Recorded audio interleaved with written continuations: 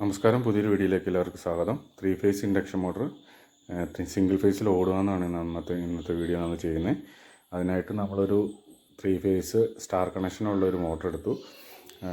അതിന് ഓൾറെഡി 3 വയറാണ് പുറത്തേക്ക് വരുന്നത്. ഈ 3 വയറിൽ നമ്മളെങ്ങനെ കണക്ഷൻ കൊടുത്തിട്ട് സിംഗിൾ ഫേസിൽ ഓടിക്കാം എന്നതിനെക്കുറിച്ചാണ് ഈ വീഡിയോ ക്ലിയർ ചെയ്യുന്നത്. ഇപ്പോൾ അങ്ങനെ 3 വയർ വന്നേക്കുന്നു.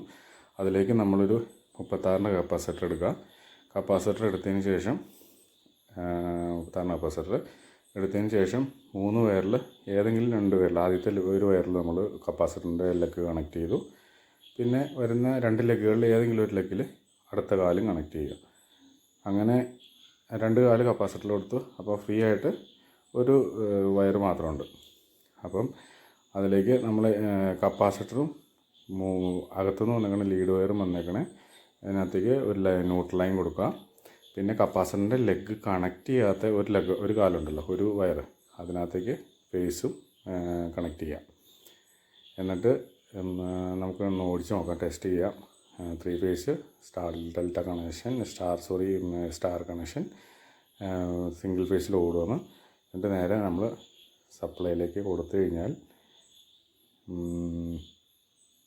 സപ്ലൈയിലേക്ക് കണക്ട് ചെയ്തു.